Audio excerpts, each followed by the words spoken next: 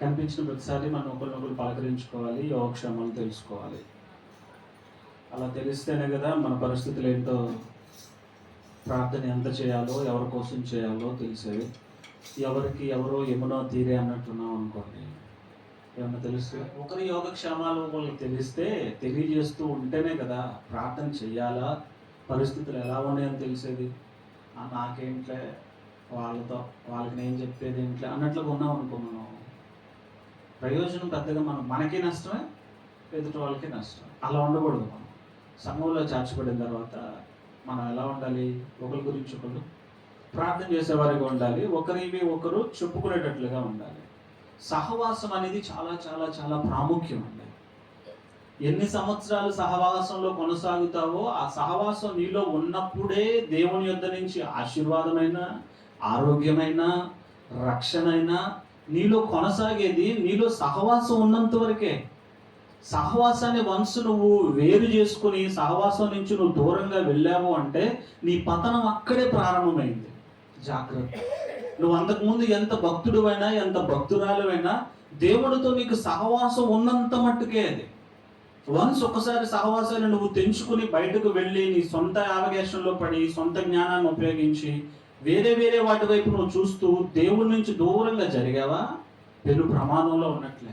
హవ్వ ఆదాములు దేవుడితో సహవాసం చేసినంత కాలం చాలా హ్యాపీగా లైఫ్ లీడ్ చేశారు.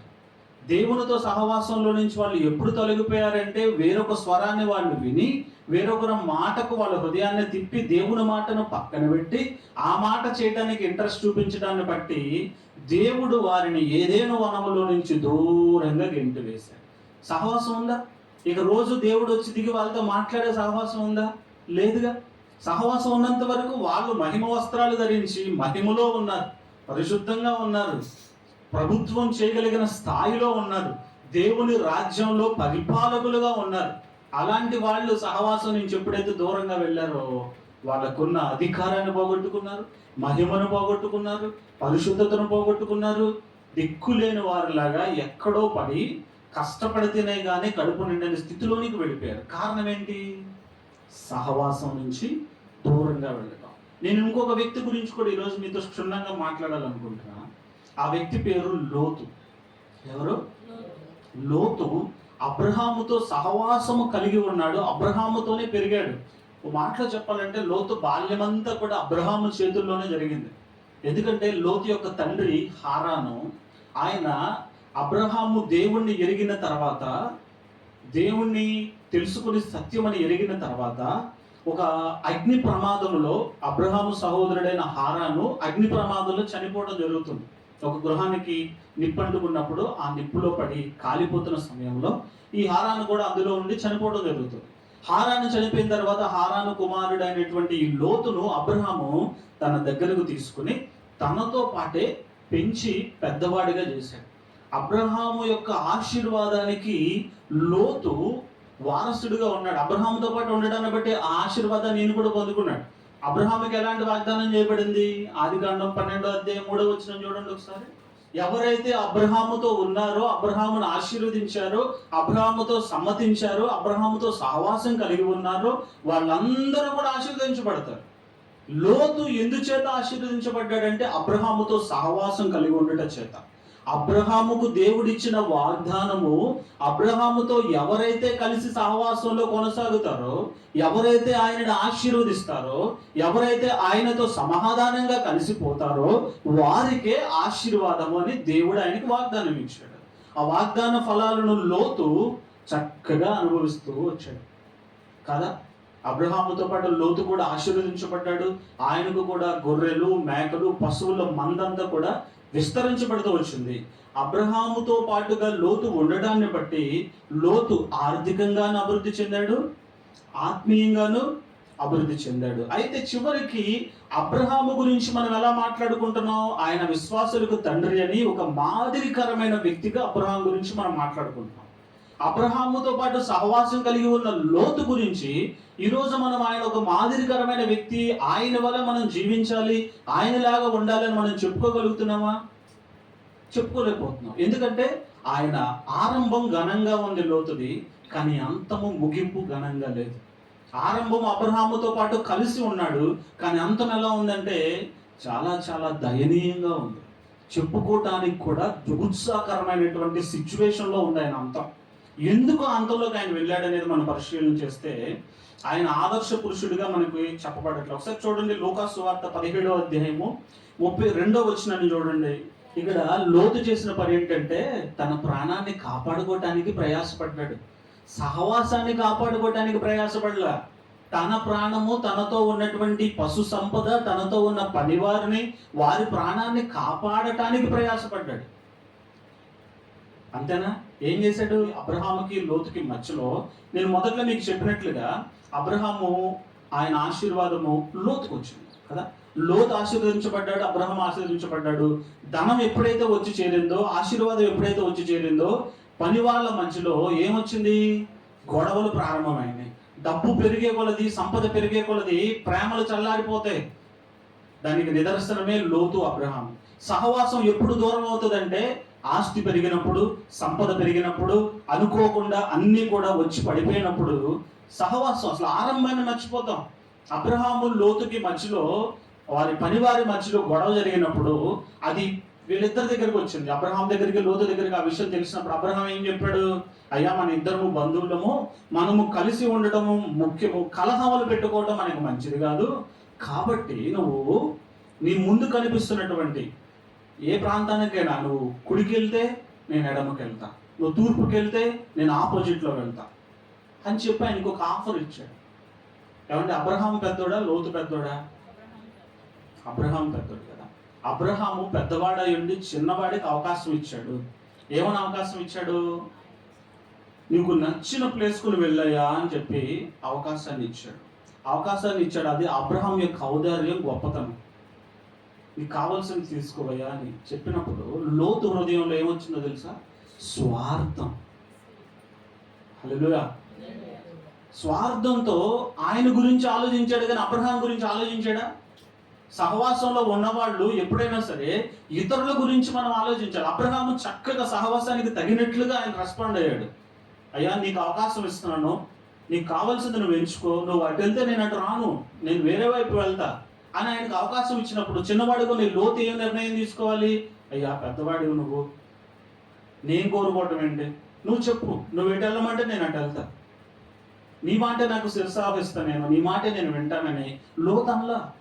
స్వార్థంతో ఆయన ఏం చేశాడు? అక్కడి నుంచి కొండ మీద నిలబడి, ఆ బేతేలు కొండ మీద నిలబడి చూస్తూ ఉంటే ఆయనకంట చుట్టూ ఎలా కనిపించిందంటే దేశమంతా పార చూశాడంట. ఆ చూస్తూ ఉన్న క్రమంలో ఆయనకు ఒక సారవంతమైన తోట వలె కనిపించిందంట. యోర్ధాను లోయ అంటారు దాన్ని. ఏమంటారు? యోర్ధాను లోయలో ఉన్న సిద్ధిము లోయ అనబడు సొదొమ ప్రాంతాన్ని ఎంచుకున్నాడు. ఎందుకంటే అది చూడటానికి ఎలా ఉంది? ఆదికాండం 13:8-9 చూడండి. అబ్రహాం చెప్పాడు, ఆఫర్ ఇచ్చిన వెంటనే ఈయన చూస్తూ ఉన్నాడంట, పార చూస్తాడంట కొండ మీద, బేతేలు కొండ మీద నుంచి చూస్తే ఈయనకి చక్కగా కనిపిస్తుందంట. దేవుని తోట వలె సారవంతమై ఉన్నటువంటి ఒక ప్రాంతం కనిపించింది. యోర్దాను లోయలోని సిద్ధిము లోయ అనేటువంటి ప్రాంతంలో ఉన్న సొదొమ కనిపించింది. ఆ సొదొమ ఎలాంటిదంటే 5 రకాల పట్టణాలు కలిగి ఉంటుంది అక్కడ. సొదొమ, గొమొర్రా, అద్మా, సెబోయిము, సోయరు అనేటువంటి ఒక 5 రకాల పట్టణాలు ఆ ప్రాంతంలో ఉన్నాయి. పట్టణం అయితే చూడటానికి అందంగా ఉంది, రమ్యంగా ఉంది, ఒక తోటలాగా కనిపిస్తుంది. కానీ ఆ ప్రజలు ఎలాంటి వాళ్ళ అంటే, దేశం అయితే ఏదేను వనం వలె చక్కగా వనంలాగా అందంగా కనిపిస్తుంది, పచ్చగా కనిపిస్తుంది. కానీ ఆ మనుషులు దేవుని దృష్టికి దుష్టులుగా ఉన్నారు, బహు పాపులై ఉన్నారు. సొదొమ మనుషుల దృష్టులను యెహోవా దృష్టికి బహు పాపులై ఉండరు. ఎలా కనిపిస్తున్నారంట వాళ్ళు దేవుని దృష్టికి? సొదొమ మనుషులు దుష్టులుగాను పాపులుగాను కనిపిస్తూ ఉన్నారు. కానీ వీళ్ళేమో, ఈయనకేమో చూడటానికి అంతా ఏం కనిపిస్తుంది? పచ్చగా కనిపిస్తుంది. సహవాసంలో నుంచి నువ్వు బయటకు పోవటానికి అట్రాక్షన్స్ నీకు కనిపిస్తాయి, చూడగానే అందంగా ఉన్నట్టు కనిపిస్తుంది. ట్రాప్ అన్నమాట. దేవుని నుంచి నువ్వు దూరం అవటానికి నీ కనులకు ఇంపుగా కనిపిస్తుంది. అక్కడ పైకి కనిపించేది ఎలా ఉంటుంది నీకు? చాలా అట్రాక్టివ్. ఇప్పుడు నేను అక్కడికి వెళ్ళానంటే, సొదొమ గొమొర్రా ప్రాంతానికి నేను వెళ్తే నాకు సమృద్ధిగా ఆహారం దొరుకుతుంది, పచ్చగా ఉంది, నా పశువులకు ఆహారం దొరుకుతుంది, నేను చక్కగా ఆ ప్రాంతంలో ఉండొచ్చు అని లోతు అనుకున్నాడు. కానీ వాళ్ళ అంతరంగాలు తెలిసేనికి, అంతరంగాలు ఎరిగిన వాడెవరు? దేవుడు. దేవుడి దగ్గర ఉన్న విచారం చేసాడు లోతు. అబ్రహాము దేవుడి దగ్గర విచారం చేసినట్టు మనకు కనిపిస్తుంది, కానీ లోతు ఎక్కడైనా సరే దేవుడి దగ్గర విచారం చేశాడు ఎప్పుడైనా సరే? ఆయనకు కనిపించిందే, ఆయన అంచనా వేసిందే, అదే నాకు ప్రాముఖ్యం అనుకున్నాడు. వెళ్ళిపోయాడు. ఆ ప్రాంతంలోకి వెళ్ళిపోతే ఏం జరిగింది తర్వాత? ఆ ప్రాంతంలో 5 రకాల రాజులు ఉంటారని చెప్పాను, 5 పట్టణాలు ఉంటారని చెప్పాను. ఆ పట్టణాలన్నిటిని కూడా ఒకానొక సమయంలో వేరొక రాజు వచ్చి ఆ పట్టణాన్నంతటిని కూడా చెరపట్టుకుని లోతు సంతతిని ఎక్కువ కాలం కూడా పట్ల, ఈయన వెళ్ళిన కొద్ది దినాల్లోనే, కొన్ని సంవత్సరాల్లోనే లోతు యొక్క భార్యను, పిల్లలను, ఆస్తిని అంతటిని కూడా చెరపట్టుకుని వెళ్ళిపోయాడు ఒక రాజు. అప్పుడన్నా లోతుకు బుద్ధి వచ్చిందా? మళ్ళీ అబ్రహాముకు తెలిసి అబ్రహాము గబగబా వచ్చి ఆ రాజ్యంలో ఉన్న వారందరినీ కూడా, రాజులందరినీ కూడా యుద్ధం చేసి జయించి లోతు భార్యను, ప్రజలందరినీ విడిపించాడు. విడిపించిన తర్వాత ఆయన సొదొమ వదిలి, గొమొర్రా వదిలి బయటకు వెళ్ళాలా లోతు? కానీ వెళ్లకుండా ఇంకా ఏం చేశాడో తెలుసా? అదే పట్టణంలో లోతు మరియు ఆయన కుటుంబము ఇంకొక 15 సంవత్సరాలు అదే పట్టణంలో ఉన్నారంట. అదే పట్టణంలో ఉండి ఈసారి ఏం చేశాడో తెలుసా? ఆ పట్టణంలో ఉన్న ప్రజలందరికీ ఒక నాయకుడిగా ఈయన ఎన్నుకోబడ్డాడు. దేవుణ్ణి ఎరగని ప్రజల మధ్యలో ఉండి తన వివాహం కూడా ఆ ప్రజల్లో ఉన్నవారిని చేసుకుని, అన్య స్త్రీని వివాహం చేసుకుని, ఆయనకంటూ కుటుంబాన్ని ఏర్పాటు చేసుకుని 2 స్త్రీలను కని, మళ్ళీ ఆ 2 స్త్రీలకు కూడా ఆ పట్టణంలో ఉన్న ప్రజలనే అల్లుళ్ళుగా చేసుకోవటానికి నియమించుకుని, పాపంలో కలిసిపోయి ఆ పాపుల్లో ఆ పాపాత్ములందరికీ ఈయన ఒక నాయకుడిగా ఉండాలి, వాళ్ళ మీద అధికారం చేయాలి. అంటే చూడండి ఈయన స్థితి ఎలా అయిపోయిందంటే, దేవుని నుంచి దూరం అయిపోయాడు, అబ్రహాము నుంచి దూరం అయిపోయాడు, అక్కడ పాపంలో ఉన్న ప్రజల మధ్యలోకి వెళ్ళాడు. ఆ ప్రజలు ఎలాంటి వారిని ఇందాక చదివాం, దేవుని దృష్టికి, యెహోవా దృష్టికి వాళ్ళు దుష్టులు, పాపులనై ఉన్నారు.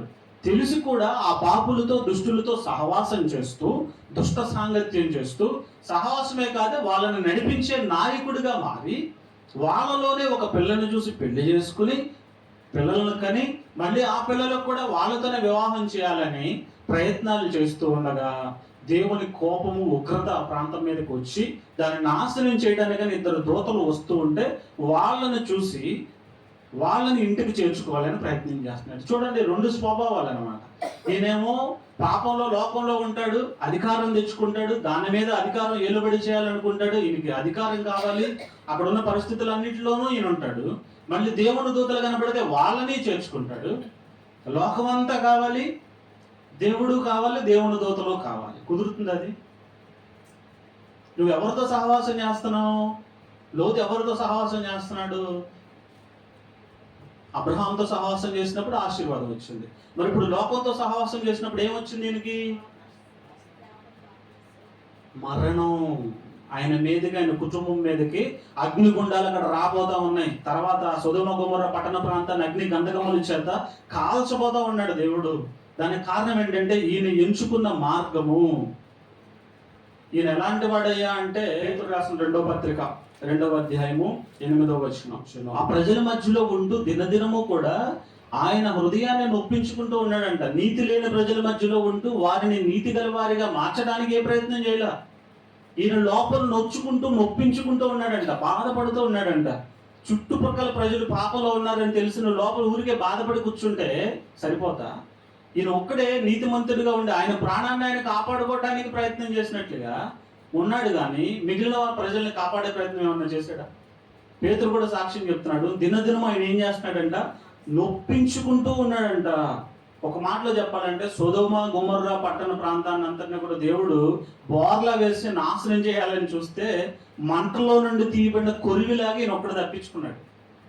కుటుంబాన్ని కూడా కాపాడుకోలే, భార్యను కూడా కాపాడుకోలే. కనీసం భార్యను దేవుని సహవాసంలో పెంచాడా?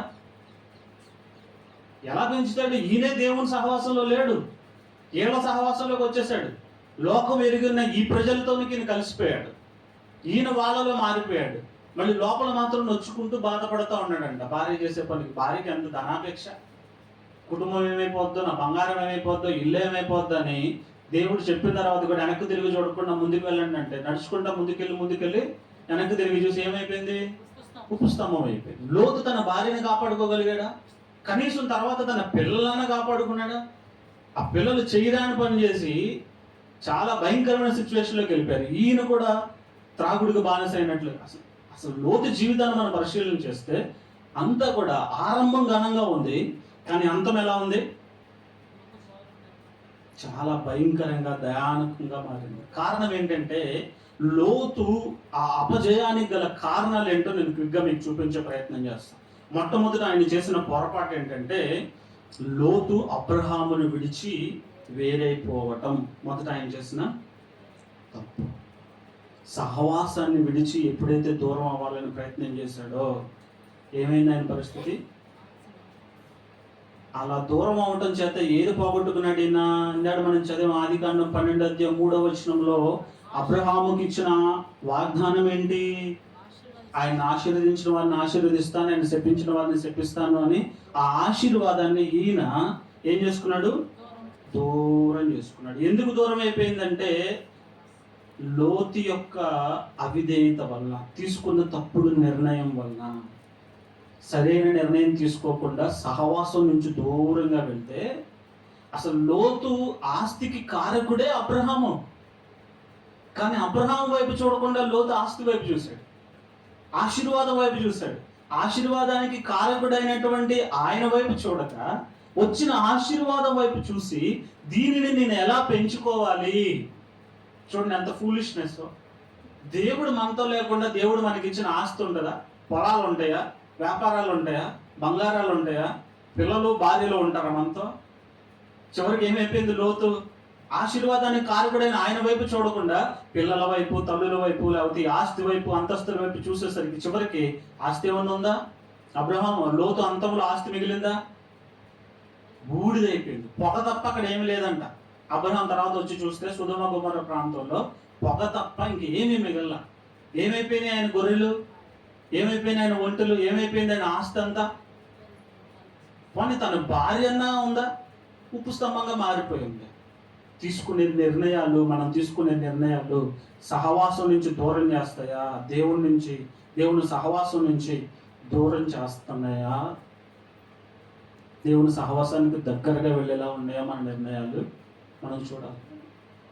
లోతేం తక్కువవాడు కాదు. అలాంటి వాడు తీసుకున్న నిర్ణయం ఆయన అంతం ఎలా ముగిసింది? భయంకరంగా. ఆయన ఇంకొక తప్పు ఏం చేశాడంటే స్వార్థంతో శ్రేష్టమైన దాన్ని కోరుకున్నాడు. ఆయన అబ్రహాం ఆఫర్ చేసినప్పుడు ఎవరైనా సరే, మనమైనా అంతేగా, ముందు ఫస్ట్ ఛాన్స్ మనకు వచ్చింది. అక్కడ ఫస్ట్ ఆపర్చునిటీ లోతుకు వచ్చింది. లోతుకు వచ్చినప్పుడు స్వార్థం వచ్చేసింది లోపలికి. అన్నయ్య ముందు నాకు వచ్చింది, లేకపోతే ఆయన కోరుకుంటే నా పరిస్థితి ఏంటి? మరో క్షణం నేను ఆయన గురించి ఆలోచించుకుంటా, నా గురించి నేను ఆలోచించుకుంటానని వెంటనే కోరేసుకున్నాడు స్వార్థంతో. అదిగో ఆ ప్రాంతానికి నేను వెళ్తాను అని. ఇర్మియా గ్రంథం 45:5 చూడండి. దేవుడి వాక్యం ఏం చెప్తుందో. వాక్యానికి విరుద్ధంగా నడిచాడు ఆయన. దేవుడు ఏం చెప్తున్నాడు? నీ నిమిత్తము నువ్వు గొప్ప వాటిని వెతుకుచున్నావా? వెతకొద్దు. ఇతరుల నిమిత్తం గొప్ప వాటిని ఇవ్వడానికి ఇష్టపడు, కానీ నీ నిమిత్తం నువ్వు గొప్ప వాటిని ఎదుర్కొనడానికి ప్రయత్నం చేస్తే అది నీకు ప్రమాదమే. వాక్యానికి విరుద్ధంగా ఉన్నాడు ఈయన. పెద్దవాడైన అబ్రహాము చిన్నవాడైన లోతుకు మర్యాద ఇచ్చినట్లుగా కోరుకోమని అవకాశం ఇస్తే, చిన్నవాడైనటువంటి లోతు పెద్దవాడైన అబ్రహాముకు మర్యాద ఇచ్చాడా? లేదులే, మీరు ఏది చెప్తే అది చేస్తాను, మీరు చెప్పండి, మీరు ఎటు వెళ్ళమంటే అట్లా వెళ్తాను అన్నాడా? లేదు. స్వార్థం ఎప్పుడైతే ఎంటర్ అవుతుందో పెద్ద లేదు చిన్న లేదు. ఆస్తి వచ్చేది ఏదైనా ఉంటే పెద్దవాళ్ళు మాట తీసుకుంటారు, చిన్నవాళ్ళ ఆస్తి పంపకాలు జరుగుతున్నాయి అనుకో, పెద్దవాడు చిన్నవాడు ఉన్నారు అనుకో, పెద్దవాడు నువ్వు తీసుకో, మిగిలింది నేను తీసుకుంటా అంటారా చిన్నవాళ్ళు? ఏది రేట్ ఎక్కువ, ఏది వాల్యూ ఎక్కువ, ముందు నాకు అది కావాలంటాడు. చిన్నవాడు అదే కావాలంటాడు, పెద్దవాడు అదే కావాలంటాడు. అంతేగా? చక్కగా ఊపుతున్నారు తలకాయ పొరకాయ. దేవుణ్ణి ఎరిగిన మనం, దేవుడు ఏం చెప్తున్నాడు ఇక్కడ? గొప్ప వాటిని నీ కోసం నువ్వు కోరుకోవద్దు. అంటే మనం ఎలా ఉండాలి? ఇతరులకు గొప్ప వాటిని ఇచ్చే మనసు కలిగి ఉండాలి. స్వార్థాన్ని పక్కన పెట్టాలి. దేవునితో సహవాసంలో ఉంటేనే ఈ స్వార్థం ఉండదు మనలో. దేవునితో సహవాసం లేకుండా పక్కకు వస్తేనే స్వార్థం. హవ్వమ్మ ఆదాముకి స్వార్థం ఎక్కడొచ్చింది? ఎప్పుడు బయలుదేరింది? సహవాసంలో నుంచి పక్కకు వచ్చి ఎవరితో సహవాసం చేసింది? సాతానుతో సహవాసం చేసి సాతాను మాట విన్నప్పుడు స్వార్థం బయలుదేరింది. అప్పుడు దాకా చూసిన పళ్ళు ఎప్పుడు ఆమెకి తినటానికి ఇంపుగా, కనులకు ఇంపుగా, తినటానికి రమ్యంగా కనిపించలా. ఎప్పుడైతే సహవాసంలో నుంచి ఇంకొక సహవాసంలోకి వెళ్ళిందో రోజు చూసే ఆ పండే ఈరోజు ఎలా కనబడింది? రమ్యంగా తినాలని నోరూరి మనసులో లేదు. కోసి తినే వరకు కూడా ఆ తల్లి మనసు ఎలా ఉందో, కోసుకుంది, తినేసింది, అలా ఆయనకి ఇచ్చేసింది, అయిపోయింది. అన్ని సంవత్సరాల సహవాసం ఒక్క దెబ్బతో బీటలు పారిపోయింది అనమాట. స్వార్థం నీ హృదయంలో స్వార్థం ఎంటర్ అవుతుందా? నువ్వు దేవుని సహవాసంలో లేవేమో, లోతులాగా సరైన నిర్ణయం తీసుకోవట్లేదేమో ఆలోచించేయాలి. స్వార్థముతో, లోతు స్వార్థంతో శ్రేష్టమైన దాన్ని నాకే కావాలని కోరుకున్నాడు. శ్రేష్టమైన దాన్ని నువ్వు ఇతరులకు ఇవ్వడానికి ఇష్టపడితే, నీ ఇంట్లో ఆహార పదార్థాలైనా సరే ఏదైనా ఇతరులకు ఇచ్చేటప్పుడు నువ్వు ఏది ఇవ్వాలి? శ్రేష్టమైన దాన్ని ఫ్రిడ్జ్లో దాచుకుని మిగిలిని పంచుకోండి అని ఇవ్వకూడదు. ఇది మీరు తినండి, ఇది మీరు తినండి అని అనకూడదు. శ్రేష్టమైన ముందిచ్చి పనికిరాని ఏమన్నా ఉంటే అది మనం మిగిల్చుకోవాలి. ఎంతమంది అలా చేస్తారు చెప్పండి? ఎక్కడ ఆడొచ్చి తింటాడని ముందు ఏళ్ళే పడిపడి తినేస్తారు. ముందు ఎవరు వస్తే వాళ్ళకే ఛాన్స్. అలా ఉండకూడదు. దేవుడు చూసేది అదే, మీ స్వభావాన్ని చూస్తాడు. ఆయన మాటకు విరుద్ధంగా జరిగితే మీకు విరుద్ధమైన రిజల్ట్సే వస్తాయి. శ్రేష్టమైన దాన్ని నీకోసం నువ్వు ఏర్పాటు చేసుకోవడానికి ప్రయత్నం చేయకూడదు. ఇతరులు మంచితనం చేత నిన్ను కోరుకోమని అడిగితే వాళ్ళకి మంచి జరిగేలా కోరుకోవాలి, కానీ నీకు మంచి జరిగేలా నువ్వు కోరుకున్నావు అనుకో, దాంట్లో ఏమున్నట్టు? నాకు అసలు స్వార్థం అనేది లేదండి, నేను ఇతరుల మేలు కోసమే చేస్తాను అనేవాళ్ళు ఎవరైనా ఉన్నారు ఇక్కడ? మళ్ళీ ఇంకొక మిస్టేక్, కంటి చూపును బట్టి కోరుకోకూడదు. లోతు చేసిన తప్పేంటి? కన్నులకు ఆయన ఏం కనిపిస్తుంది? పచ్చగా కనిపిస్తుంది, ఇంపుగా కనిపిస్తుంది, అందంగా కనిపిస్తుంది, ఆహ్లాదంగా కనిపిస్తుంది. కానీ ఆ పచ్చని చెట్ల కింద విష సర్పాలు ఉన్నాయేమో నీకు తెలుసా? పసరిక పాములు ఎక్కడ ఉంటాయి? పచ్చ కలర్లోనే ఉంటాయి. చెట్లు ఆకుల్లో కలిసిపోయి ఉంటాయి. నువ్వు దూరం నేను చూస్తే నీకు కనిపిస్తాయా? ఆహా ఎంత బాగుందో, కన్నులకు ఎంత అందంగా ఉందో అన్ని వెళ్ళావు అనుకో, మెరిసేదంతా బంగారమే అంటారా? చెప్పండి. పాపం చాలా అందంగా కనిపిస్తుంది, దగ్గరికి వెళ్తే కానీ తెలియదు దాని లోతు ఏంటో. ఒక్కసారి పట్టుకుందంటే వెలవెల్లాడాల్సిందే. దాని గురించి సామెతల గ్రంథం 23 అధ్యాయంలో ఒక చక్కని మాట ఉంది చూడండి. సామెతల గ్రంథం 23 అధ్యాయం 31, 32 వచనాలు. ఎర్రగా అందంగా కనిపిస్తుంది. అక్కడ రాయబడిన మాటలు దేని గురించి అంటే వైన్ గురించి, మందు గురించి, తాగుబోతుల గురించి రాయబడింది. అక్కడ తాగడానికి చూసేవాళ్ళకి ఎలా కనిపిస్తుంది? అది ఎర్రగా ఉంటుందంట. మరి ఆ రోజుల్లో ద్రాక్ష రసం ఎర్రగా ఉంది, ఈ రోజుల్లో కూడా మందు ఎర్రగానే ఉంటుందా? ఏమో మరి. ఎర్రగా చూడటానికి అట్రాక్టివ్గా, ఆకర్షణీయంగా కనిపిస్తుందంట. అది తాగిన తర్వాత ఏమవుతుందంట? అది సర్పంలాగా, కట్ల పాములాగా కాటేస్తుందంట. పాము కాటేస్తే నీ పరిస్థితి ఏంటి? నీ బుర్ర ఏమవుతుంది? ఎర్రని తిరుగుతూ ఉంటుంది. ఏం మాట్లాడతావో తెలియదు, ఏం తింటావో తెలియదు, ఎక్కడ ఉంటావో తెలియదు. ఆ సిచ్యువేషన్ ఎందుకు వస్తుంది? కన్నులకు ఇంపుగా, రమ్యంగా కనిపిస్తుందని దాని జోలికి వెళ్ళావో, దాని వెనకాల ఏముందంట? ప్రమాదం ఉంది. లోతు కూడా పచ్చగా కనిపించిందని వెళ్ళాడు సొదొమ గొమొర్రా ప్రాంతంలోకి. దాంతోపాటు ఆయనకి ఏమొచ్చిందమ్మా? మరణం వచ్చింది ఆయన కుటుంబానికి. అసలు ఉన్నదంతా పోగొట్టుకునే భయంకరమైన పరిస్థితి ఎదురైంది. ఆయన చేసిన ఇంకొక పనికిమాలిన పని అనొచ్చు. ఇంకొక పని ఏంటంటే దుష్టులతో వియ్యమొందాడు. ఎవరితో వియ్యమొందాడు? దుష్టులతో. వాళ్ళు దుష్టులని తెలుసు, యెహోవా దృష్టికి వాళ్ళు దుష్టులుగా ఉన్నారు, పాపులుగా ఉన్నారని తెలిసి వాళ్ళతో వియ్యమొందాడు. వాళ్ళలో ఉన్న అందంగా, రమ్యంగా కనిపించిన అమ్మాయిని చూసి పెళ్లి చేసుకున్నాడు. పెళ్ళైన దగ్గర నుంచి ఆ మాట ఈయనంటరా కానీ ఈయన మాట ఆమె అన్నది ఎక్కడా లేదు. ప్రాణం పోయేటప్పుడు కూడా ఆయన మాట ఇలా మహాదల్లి, అమ్మ వెనక్కి తిరగొద్దమ్మో, ఉపస్తంభం అయిపోతావు, అది పోతే పోయిందో, మనం బ్రతికుంటే తర్వాత సంపాదించుకోవచ్చు, రా రా అని చేపట్టుకుని లాక్కెళ్తుంటే ఊరుకోవయ్యా, నువ్వు ఇంతకాలం కష్టపడి సంపాదించు, ఇల్లు ఏమైపోతే, ఆ గొడ్లు ఏమైపోతే, ఆ వాకిళ్ళు ఏమైపోతే, నువ్వు అసలు ఇట్టా చెప్తావు, భలేవాడు అందో ఏమందో నాకు తెలియదు, కానీ వెనక్కి తిరిగి చేసి ఉప్పు స్తంభం అయితే. దుష్టులతో సహవాసం, దుష్టులతో దాన్ని ఏమంటారు, వియ్యం పొందటం అంటే వివాహాలు ఇచ్చిపుచ్చుకునే సందర్భంలో దేవుణ్ణి ఎరగని అన్య జనాంగాలతో నువ్వు వివాహం చేసుకోబడితే, అన్యులైన వారు దేవుణ్ణి ఎరగకుండా అన్య సాంప్రదాయాల్లో ఉన్న వారితో నువ్వు వివాహ సంబంధాన్ని కొనసాగిస్తే నువ్వు కూడా వాళ్ళలో కలిసిపోతావు. ఇక్కడ జరిగింది అదే. ఆయనే కాదు, ఆయన పిల్లలకు కూడా అల్లుళ్ళని ఇద్దరిని ఏర్పాటు చేశాడంట అక్కడ ఉన్నవాడిని. వాళ్ళు అసలు ఈయన మాటని చిన్న గడ్డి పరకలాగా తీసి పక్కన పడేసి ఆయన ఏం చేస్తున్నారంటే ఎగతాళి చేస్తున్నారంట. చూద్దాం, 2 ఆదికాండం 19-14 చూడండి. ఎలా ఉన్నాడు మాంగారి అల్లుడి దృష్టికి? ఎగతాళి చేయమండి, పని పాట ఏం లేదు, కానీ ఏదో వస్తుందంటే ఏదో జరిగిద్దంట, ప్రాణం పోయిద్దంట, ఇప్పుడు మేము ఇక్కడ ఉంటే ఎగతాళి చేస్తున్నారు. భక్తి తెలిసిన వాడికి, దేవునితో సహవాసం ఉన్నవాడికి అవన్నీ అర్థమవుతాయి. అది తినకూడదు, ఇక్కడికి వెళ్ళకూడదు, ఇలా ఉండకూడదు, అలా ఉండకూడదు, చాలా జాగ్రత్తగా ఉండాలి, ఇవన్నీ తెలుస్తాయి. ఏమి తెలియని వాడికి ఏం తెలుస్తాయి? చెప్పొచ్చు వాళ్ళే, నువ్వు ఎగతాళి చేసే వాళ్ళగానే ఉంటారు. అలాంటి వాళ్ళతో నువ్వు బియ్యం ఉందేవనుకో, రేపటి రోజు వాళ్ళు నేను ఎక్కడెక్కడ తిప్పుతారో తెలియదు, ఏమేం చేయమంటారో తెలియదు, అవన్నీ నువ్వు చేయాలి. ఎదురు మాట్లాడితే ఎగతాళి, అబ్బా ఎవడు దిగొచ్చాడండి, పెద్ద భక్తుడు దిగొచ్చాడండి, ఎగతాళి చేస్తూ ఉంటారు. ఆయన చేసిన బ్లండర్ అన్నమాట. కాబట్టి అవిశ్వాసికి విశ్వాసికి పొత్తు లేదు. విశ్వాసినే వివాహం చేసుకోవాలి. వివాహ విషయాల్లో చాలా జాగ్రత్తగా ఉండండి. పైకి కళ్ళకు చక్కగా వాళ్ళకున్న ఆస్తి, వాళ్ళకు వచ్చే ప్యాకేజీ, వాళ్ళకున్న అందం, ఎర్రగా బుర్రగా ఎత్తు అన్నీ కనిపిస్తాయి మనకి. చాలా బాగుంది, ఇచ్చి చేసేద్దాం, తర్వాత సంగతి తర్వాత, మనమే వాళ్ళు మార్చేయచ్చు, అంత సీన్ లేదు. ఎక్కడ దాఖలాలు లేవు. ఎర్రగా బుర్రగా కనబడ్డాడని ఇచ్చి చేసేసారనుకో, ఏమవుతుంది తర్వాత? పెటాకులే. చాలా జాగ్రత్తగా ఉండాలి ఈ వివాహ విషయాల్లో. విశ్వాసికి అవిశ్వాసికి పొత్తు లేనే లేదు. ఇందాక నేను చెప్తున్న 4వ దీని చేసిన పొరపాటు ఏంటంటే, ఆ దుష్టుల మధ్య నాయకత్వాన్ని అంగీకరించాడు.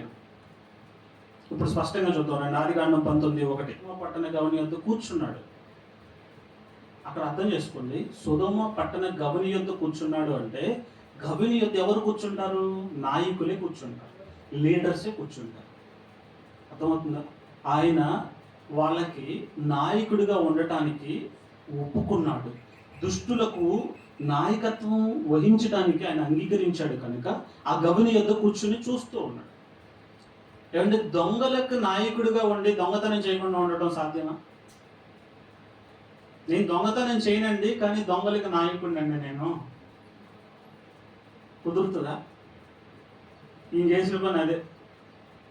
దుష్టులతో సహవాసమే చేయొద్దని దేవుని వాక్యం చెప్తుంటే, వాళ్ళకి నాయకుడిగా ఉండి మీరు చేసే పనికి నా పనికి సంబంధం లేదని ఈయన ఏం చేస్తున్నాడు? పేతురు గారు చెప్పాడు ఇక సాక్ష్యం. నీతిమంతుడి ఉండి లోపల నొచ్చుకుంటున్నాడంట.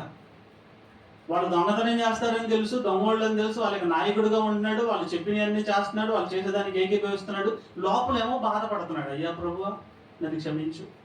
ఇది ఎలాంటిదంటే, గుళ్ళోకి వెళ్ళి పూజ చేసేటప్పుడు పూజలో కూడా ఏకీభవించి కూర్చుని కొబ్బరికాయ కొట్టి ఆ విగ్రహం ముందు నుంచి చేతులు పెట్టి కూడా మొక్కుతా, ఏసయ్యా నేను మొక్కేది నీకయ్యా, ఆ బొమ్మకు కాదయ్యా అని లోపల మాత్రం ఏసయ్యా ఏసయ్యా అంటారు. పైకి మాత్రం వెళ్ళి చేసేదేమో విగ్రహారాధన. దేవుని వాక్యం ఏం చెప్తుంది? విగ్రహాలను ఆరాధించొద్దని చెప్తుంది. ఆరాధించే వాళ్ళు ఉన్నారు, అది వాళ్ళ ఇష్టం, వాళ్ళ దేవుళ్ళకి ఎంచుకుంటారు, వాళ్ళు చేస్తున్నారు, ఓకే, దాన్ని మనం తప్పు పట్టం. నువ్వు అది చేయకూడదు కదా. అర్థమవుతుందని నేను చెప్పేది? హృదయంలోనేమో ఇంకొకటి తలుచుకొని పైకి ఒకటి చేస్తే అది న్యాయమేనా? నువ్వు పరిపూర్ణంగా విగ్రహారాధన చేయాలనుకుంటున్నావా, ఇది విడిచిపెట్టేసి పరిపూర్ణంగా వెళ్ళి చేసుకో. అటొకడుగు ఇటొకడుగు వేయకూడదు. ఉంటే అటన్నా ఉండాలి, లేకపోతే ఇటన్నా ఉండాలి. ఏదైనా అవసరం వచ్చినప్పుడు ఏసయ్యా అని పరిగెత్తుకొచ్చి, అవసరం తీరిపోయిన తర్వాత ఈయన వదిలేసి ఇంకొక చోటుకి వెళ్ళినట్టు అలా ఉండకూడదు. నేను మరలా చెప్తున్నా, అందరి దేవుళ్ళలో ఈయన ఒక దేవుడు అనే భావం ఉంటే తీసేయండి. అందరి దేవుళ్ళలో ఈయన దేవుడు కాదు, ఈయన ఒక్కడే దేవుడు అనే భావం ఉంటే ఆయన సన్నిధిలో ఉండాలి. అర్థమవుతుందా? అది మనకి మేలు. ఆయన అలా చూడాలి.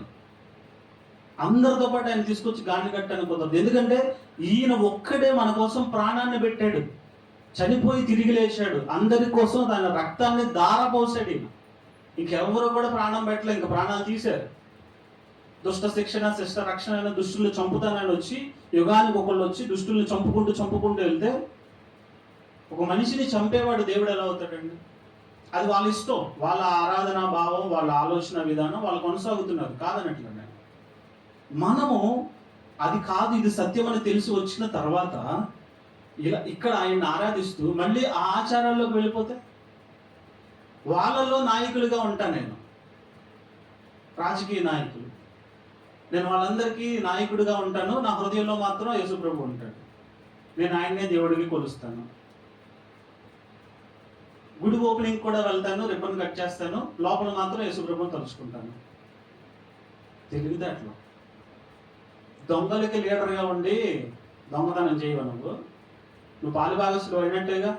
ఇక్కడ లోతు చేసిన పని అదనమాట. దుష్టుల మధ్య సహవాసం చేస్తూ దుష్టులకి నాయకుడిగా ఉంటూ ఏమంటున్నాడు? నేను దొంగను కాదండి, నేను మంచివాడిని, నేను నీతిమంతుణ్ణి అని మాట్లాడుతున్నాడు. చివరికి లోతు ఏం చేశాడు? ఏం చేయలేకపోయాడు. ఆరంభం మాత్రం చాలా ఘనంగా చక్కగా ఆశీర్వాదకరంగా ఉంది. అంతం వచ్చేసరికి కనీసం ఇల్లు ఒంటి కూడా తెలియకుండా మందు దాగి అసలు ఏం చేస్తున్నాడో కూడా అర్థం లేకుండా భయంకరమైన పాపంలోకి వెళ్ళిపోయాడు. కారణం ఏంటి? ఆయన చేసిన పొరపాట్లు. ఒకసారి చెప్పండి, మొట్టమొదటి ఆయన చేసిన పొరపాటు ఏంటి? లోతు అబ్రహాము విడిచి వేరైపోయాడు. మొదట చేసిన తప్పు. లోతు స్వార్థముతో శ్రేష్టమైన దాన్ని కోరుకున్నాడు. అది రెండో పొరపాటు. మూడో పొరపాటు, లోతు దేవుని నెరగని దుష్టులతో వియ్యముందాడు. 4 దుష్టుల మధ్య నాయకత్వం అంగీకరించాడు. ఈ 4 పొరపాట్ల వల్ల దేవుని సహవాసాన్ని అనగా అబ్రహాం సహవాసాన్ని విడిచిపెట్టి ఈయన కొంత సర్కిల్ని ఏర్పాటు చేసుకుని ఇదే నా ప్రపంచం అనుకుంటే చివరికి ఆ ప్రపంచం అంతా ఏమైపోయింది? పొగ తప్ప బూడిద తప్ప అక్కడ ఏం మిగల. కాబట్టి మీరు కూడా ఎలాంటి సహవాసాలు ఎంచుకుంటున్నారు ఆలోచించాలి. సహవాసం అనేది మనల్ని నిలబెట్టేది, సహవాసం మనల్ని కట్టేది, సత్యంలో నిలబెట్టేది. అసత్యపు సహవాసాల్లో ఉండొద్దు, అబద్ధపు భ్రమంలో బ్రతకొద్దు. అర్థమవుతుందా? దేవుని సహవాసంలో ఉంటే దేవునితోనే ఉండాలి. అన్య సహవాసాల వైపు చూసి దేవుణ్ణి పక్కన పెట్టి అటువైపు వెళ్ళి ఇటువైపు వెళ్ళి అలా ఇలా చేస్తే దేవుడు ఊరుకోడు. మీకు అవే నచ్చినాయా? వెళ్ళిపోండి. అర్థమవుతుందా? అటొకడుగు ఇటొకడుగు వేయొద్దు. సహవాసం అనేది దేవునితో ఉంటే దేవుడు మాటను తూచా తప్పకుండా పాటించండి. ఈయన ఆపద మొక్కులు వాడు కాదు. ఆపదలు వచ్చినప్పుడు పరిగెత్తుకొచ్చి యేసయ్యా అని ఏదో మొక్కులు మొక్కానని చెప్పి మొక్కులు ఇచ్చేస్తే నీ మొక్కులు ఈయనకి అవసరంలా. నీ మనసు కావాలి, నీ హృదయం కావాలి. నువ్వు చెడును విడిచిపెట్టాలి, పాపాన్ని విడిచిపెట్టాలి, పరిశుద్ధంగా నువ్వు బ్రతకాలి, నీ బ్రతుకు మారాలి. అదే ఆయనకి నైవేద్యం. నువ్వు తీసుకొచ్చే బలులు అర్పణలు కాదు ఆయనకి నైవేద్యం. అలా ఆయన అసలు పట్టించుకోడు. నువ్వేదో వచ్చావు ఇచ్చావు అసలు డజంట్ కేర్ ఆయనకి. నీ మనసు కావాలి, పరిపూర్ణంగా నీ మనసు మారాలి. పాపానికి దూరంగా వెళ్ళాలి, అబద్ధానికి దూరంగా వెళ్ళాలి, అన్యాయానికి దూరంగా వెళ్ళాలి, అసత్యానికి దూరంగా బ్రతకాలి. మంచిగా నువ్వు మారాలి. అక్రమం వాళ్ళు ఉంటే అక్రమాలు పక్కన విడిచిపెట్టాలి, నీ బ్రతుకు మారాలి. అది ఆయన కోరుకునేది. నువ్వు తీసుకొచ్చే బంగారాలు, వెండులు, ధనాలు, ఆస్తులు, లేదా నువ్వు పెట్టే భోజనాలు, నువ్వు ఇచ్చే ఆభరణాలు అవి కాదు ఆయనకి కావాల్సింది. నీ మనసు కావాలి. అర్థమవుతుందా? నువ్వు అది ఇవ్వగలిగితే రా ఆయన సంగతి. ఆయన అడుగు, నేను నిలబడాలి. అలా కాకుండా అందరితో పాటు ఈయన కూడా ఒకే కాడిని కట్టేసి నేను వస్తా, ఏదో చేస్తా, కాసేపు కూర్చుంటే వెళ్తా అంటే ఉపయోగం లేదు. బ్రతుకు మారాలి, నీ మనసును ఆయనకు అప్పగించాలి. నీలో ఉన్న చెడును నువ్వు విడిచిపెట్టడానికి ఆయన నీకు సహాయం చేస్తాడు. ఆయన వెలుగు, చీకటి నీలో ఉంచనివ్వడు. వెలుగు దగ్గరికి నువ్వు వచ్చినప్పుడు నిన్ను వెలుగుగా మారుస్తాడు. నీ లోపాలు చెప్తాడు, నువ్వు సరి చేసుకోగలగాలి. ఏదో అవసరాలు తీర్చుకోవడానికి ఆయన దగ్గరికి వచ్చినట్టుగా వచ్చి అటొకటికి ఇటొకటికి వేస్తే ప్రయోజనం ఉండదని చెప్తున్నా. మీ సహవాసము అనేది దేవునితో ఉండాలి. దేవుడు చాలా పర్టికులర్గా ఉంటాడు, చాలా చాలా పర్టికులర్గా ఉంటాడు. దేవుడు తన సహవాస విషయంలో, తన బిడ్డల విషయంలో, తన బిడ్డలు తనతో ఉండాలని కోరుకుంటాడు. తన బిడ్డలు, ఇప్పుడు మీ పిల్లలు మిమ్మల్ని డాడీ అంటే మీకు ఇష్టం, పక్కింటి అంకుల్ దగ్గరికి వెళ్ళి డాడీ అంటే మీకు ఎలా ఉంటుంది? కాసేపు ఆ అంకుల్ని డాడీ అని, కాసేపు మిమ్మల్ని డాడీ అంటే, నువ్వు ఎవరో నీ తండ్రి తెలియనప్పుడు, నువ్వు వాళ్ళు నిన్ను పెంచారు అనుకుందాం. ఫర్ ఎగ్జాంపుల్, వాళ్ళ దగ్గర నువ్వు పెరిగావు తెలియనప్పుడు, అప్పుడు వాళ్ళే డాడీ అనుకుందాం. కానీ అసలైన తండ్రి ఎవరు నీకు తెలిసిన తర్వాత, ఆయన యొద్దకు నువ్వు వచ్చిన తర్వాత అసలైన డాడీతోనే ఉండాలిగా. మీకు అర్థమవుతుందా? దేవుడు చాలా చాలా పర్టికులర్గా ఉంటాడు సహవాసం విషయంలో. నులివెచ్చని స్థితిలో ఉంటే ఉమ్మి వేస్తాడు అంతే. వెచ్చగానే ఉండు, చల్లగానే ఉండు. నాకు దేవుడు కావాలి, లోకము కావాలి. లోక స్నేహం, దేవునితో వైరం అని నువ్వు ఎరగవా? దేవుడితో వైరం పెట్టుకుంటావా? నిలబడగలవా? జాగ్రత్త. ఆయనతో సహవాసంలో ఉంటేనే ఆశీర్వాదం. అది ఆత్మీయ ఆశీర్వాదమైన, ఆర్థికపరమైన ఆశీర్వాదమైన, ఆరోగ్యపరమైన ఆశీర్వాదమైన ఆయనతో నువ్వు ఉన్నంత వరకే. ఆయన్ని విడిచిపెట్టి లోకాన్ని స్నేహించి, లోకంలో ఉన్నటువంటి వాటితో నువ్వు ఏకీభవించి, నీకు నచ్చినట్లుగా నువ్వు తిరిగితే లోతు వలె చివరికి అంతం ఎలా ఉంది? లోతు ఆరంభం ఘనంగా ఉన్న అంతం ఎలా ఉంది? మరి మీ ఆరంభం ఘనంగా ఆయన దగ్గరకు వచ్చినా మీ అంతం ఎలా ఉంటుంది? మీరే చూసుకోండి.